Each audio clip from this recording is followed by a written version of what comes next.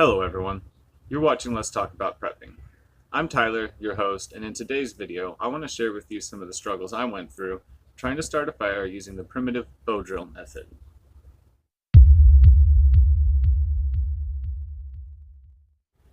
The bow drill is supposed to be the easiest way to start a fire using only friction, that time-honored method of rubbing two sticks together.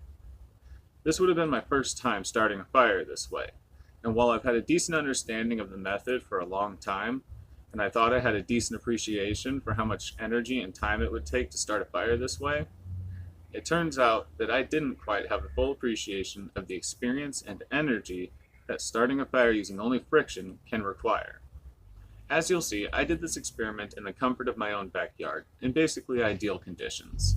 I had plenty of water and food and everything that I wanted to make this experiment go right. And in fact, I took multiple breaks because of the strain that it was putting on my back.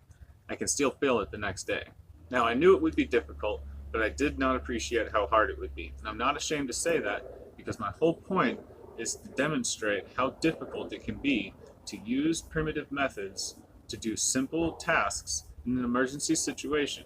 Tasks which could be expedited using simple tools that we can keep with us at all times. Before we get into the footage, I do want to say that I did perform this experiment yesterday. I took plenty of fire precautions, and with the power of hindsight, we know that nothing bad happened. So rest assured. As we jump into the rest of the video, please watch it with the mindset not of how to start a fire using a bow drill method, because there are better videos to learn that from on the internet. My point in this video is demonstrating how hard it can be to start a fire using primitive methods for your first time, no matter how familiar you think you are with them, and how much easier it can be to start a fire using the tools that are meant for the job, expediting the task and saving you a lot of time and energy for potentially more necessary tasks. I want to point out once again that I'm performing this experiment under ideal conditions. I already had my materials ready, I'm in a familiar setting, and I'm not panicked or tired, so I basically gave myself the best chances for success, and yet I still struggle with this task.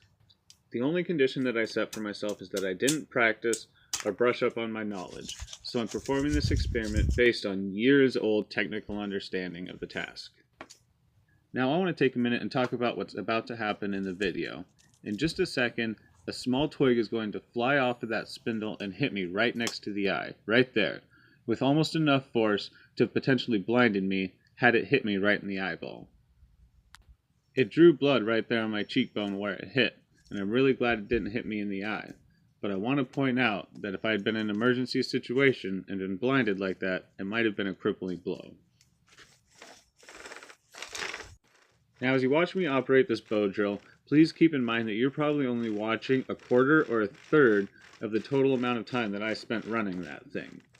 Keep in mind that it's pretty strenuous work using muscles that most of us are not used to using on a daily basis. And so it's very tiring, very strenuous, and I ended up dripping sweat very quickly. I'm not one to shy from hard work, but I will remember you. In an emergency situation where time and energy are two of our most crucial resources, expending this much on any one task can mean the difference between being able to perform a potentially more important task later or not. In an emergency situation, every minute and every calorie may come to count. Now, as you'll see in this clip, I'm starting to get my rhythm down to where I'm getting some smoke, but even at that point, stopping like I did causes it to cool down to the point where you basically lose your progress. Although, I'm starting to get to the point where I understand what I'm doing. Tasks like this one, and especially when you're performing them in an emergency situation where you're panicked, tired, injured, or otherwise just not under prime conditions, have a very steep learning curve where you can spend hours trying to figure out what you're doing before you even start seeing results. Now, I'm a big proponent for gaining technical skills and for reading and watching videos to learn things that you don't already know. But my main message here is that if we don't gain the applied experience in our skills, we may find ourselves in situations where we're learning it's much harder to do the things that we thought we knew how to do. And in an emergency, that can mean the difference between life and death, or between struggling and thriving. Now, I don't want our takeaway from this video to be that we need to practice our primitive skills more, or even that we need to keep every tool for every job at hand, although those things are great. I guess my point here is to be aware of the gaps in your knowledge, be aware of your abilities, and do the things that you can do now to increase your abilities in the future. I know that if I practice more with the bow and spindle method, I'll eventually be able to start a fire somewhat quickly, and although I'll never really stop carrying an easier source of flame like a ferrite stick or a lighter, I'll have the confidence that if I ever lose those things due to misfortune, I'll be able to figure something out.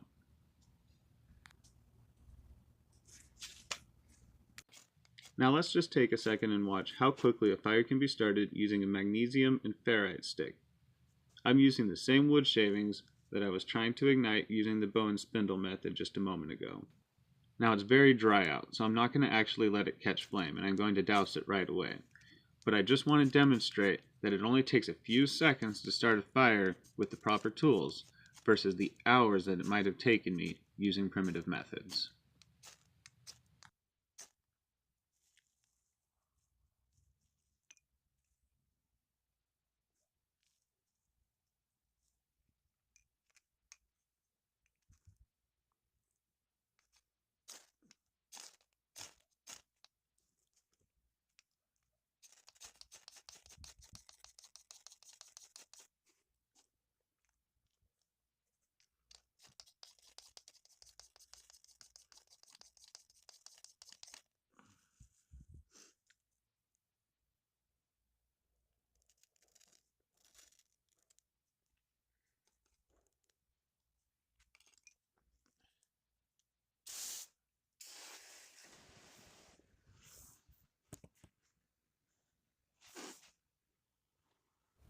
Thank you for joining me for this little learning experience.